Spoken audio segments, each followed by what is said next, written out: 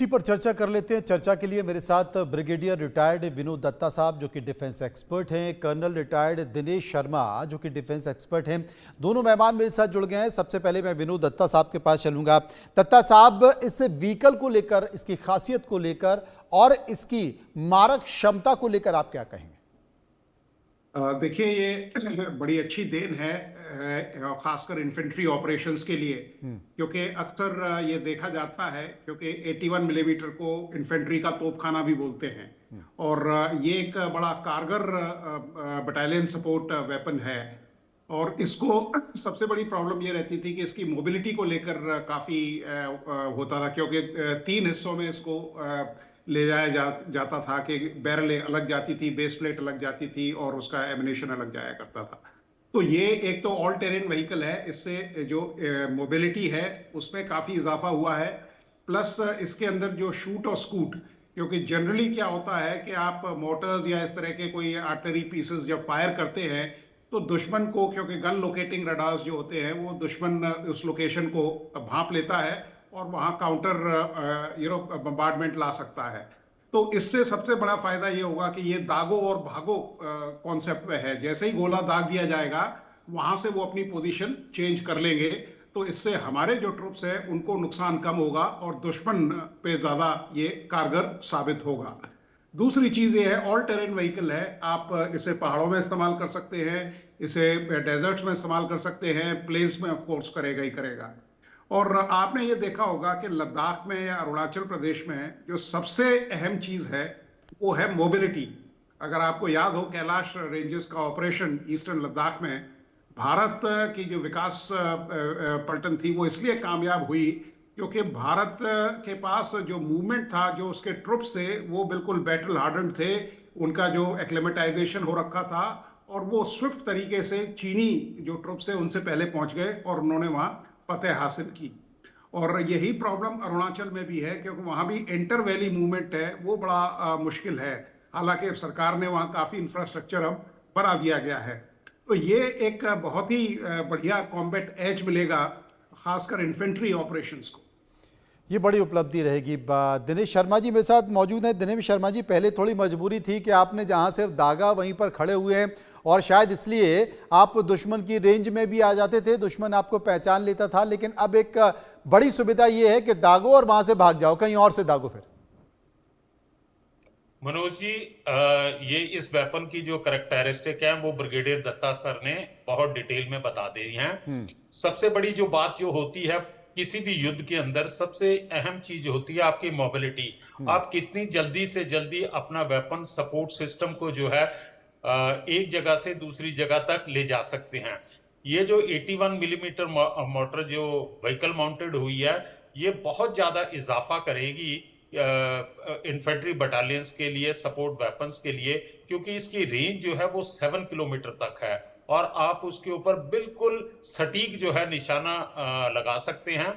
दूसरा जो है इसकी जो बमबारी करने की कैपेबिलिटीज है, तकरीबन 2 मिनट के अंदर ये 8 राउंड फायर कर सकते हैं और उसके बाद ये है अपनी पोजीशन को चेंज कर सकते हैं। अब मनोज जी, एक चीज और मैं बताना चाहता हूं कि कोई भी देश अपने बॉर्डर्स के ऊपर शांति तभी मेंटेन कर सकता है कि 2 एस्पेक्ट्स होते हैं। एक होता है balance of power. Balance of power के अंदर दोनों सेनाएं बराबर की होती हैं, लेकिन आपको अगर आपका बैलेंस ऑफ टेरर जो है, बैलेंस ऑफ टेरर से मेरा कहने का अभिप्राय यह है कि दुश्मन को पता होना चाहिए कि अगर उसने किसी प्रकार की भी नापाक हरकत हमारे ऊपर की तो हमारी जो रिटेलिएशन की ताकत होगी वो बहुत ज्यादा होगी। और उसके अंदर से जिस ढंग से आज की तारीख में हमारी भारतीय सरकार जो है अपनी आर्म्ड फोर्स को मॉडर्नाइज कर रही है, और दूसरा उसका सबसे ब्यूटी ये है कि ये मेक इन इंडिया है, आत्मनिर्भर है।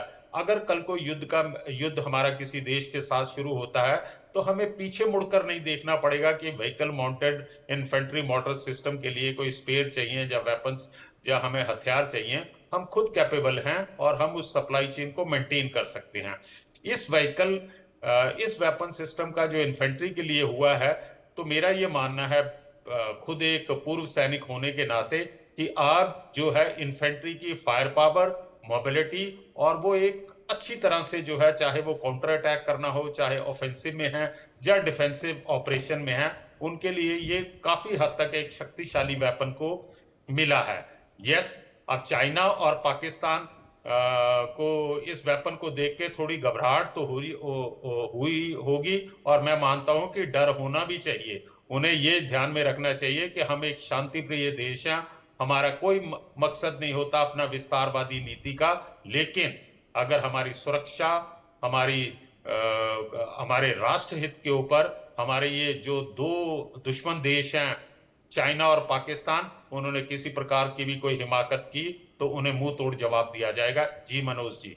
मेरे साथ दत्ता साहब मौजूद है। दत्ता साहब, फिलहाल सिक्किम के इलाकों में इन्हें तैनात किया गया है, लेकिन ऐसे कौन कौन से इलाके हैं जहां इन्हें तैनात किया जा सकता है और वो फायदेमंद रहेंगे, दुश्मनों के लिए खतरनाक रहेंगे?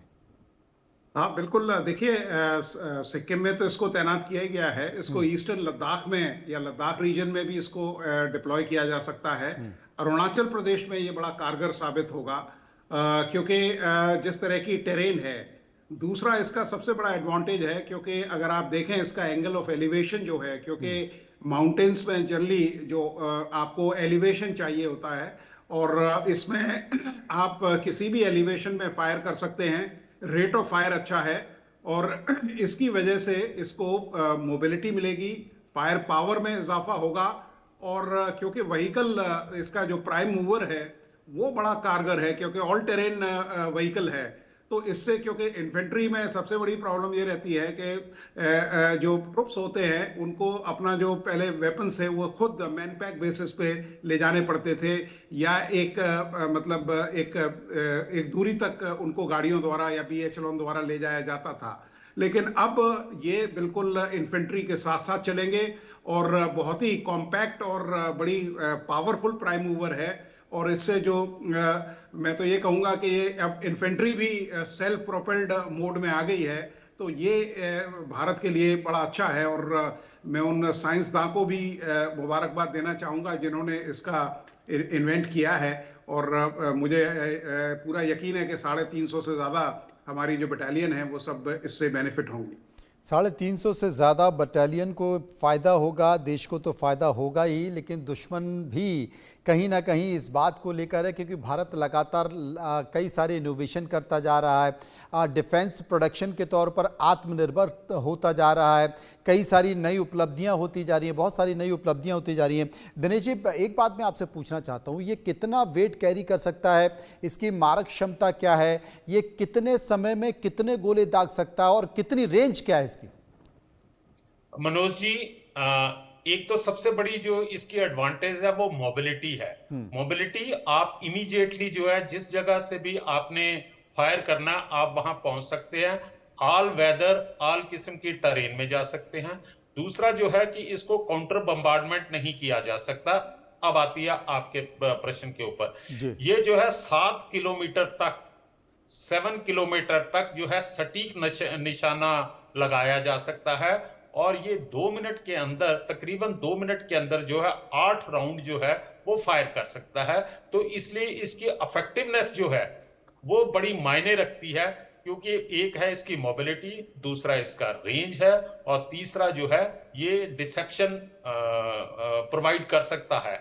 जैसा कि पहले बताया गया है ब्रिगेडियर साहब ने कि पहले के जो हमारे 81 मिलीमीटर मोटर या 120 मोटर हैं, वो एक ही जगह के ऊपर स्टेशनरी होकर फायर किया करते थे। फायर करने के बाद जो है उनको मोबिलाइज नहीं किया जाता था, उनकी पोजीशन नहीं शिफ्ट की जाती थी, जिससे कि दुश्मन के जो रडार सिस्टम है वो उनको पहचान लेते थे और वहां पे काउंटर बम्बार्डमेंट करते थे। लेकिन ये व्हीकल माउंटेड का ये एडवांटेज है कि आप फायर करें और वहां से निकल जाएं, और दूसरी जगह आप पोजीशन लेके और दोबारा आप उसको फायर कर सकते हैं। हर टेरेन के अंदर है, चाहे माउंटेनियस टेरेन है, चाहे वो स्नो बाउंड इलाका है या प्लेन का इलाका है, वहां पर आप इसका इस्तेमाल कर सकते हैं। और सबसे बड़ी बात यह है कि ये एक इन्फेंट्री बटालियन का जो है इंटीग्रेटेड वेपन है। इसका जो है जिस दिन से ये इन्फेंट्री बटालियन के अंदर आएगा, उसी दिन से वो पर्टिकुलर इन्फेंट्री बटालियन जो है वो इसके हैंडल करने के अंदर उन्हें ज्यादा महारत होगी। आज की तारीख के अंदर, जहां अब से पहले जो होता था कि जो फायर सपोर्ट मिलना होता था आर्टिलरी से होता था, वो एक दूसरा अंग होता था। इन्फेंट्री उनको रिक्वेस्ट करती थी, रिक्वेस्ट तो नहीं है, वो तो ऑपरेशन का एक हिस्सा होता था, लेकिन एक वो दूसरी फॉर्मेशन होती थी, या दूसरा अंग है भारत की सेना का, जो कि उन्हें फायर सपोर्ट प्रोवाइड करता था। लेकिन अब ये व्हीकल माउंटेड मोटर सिस्टम से एक बटालियन कमांडर के पास अपनी चॉइस है, और वो ग्राउंड के ऊपर उसको किस जगह के ऊपर इनको डिप्लॉय करना है और कितना फायर और किस डायरेक्शन से डालना, अब उसके पास ये लीवरेज है।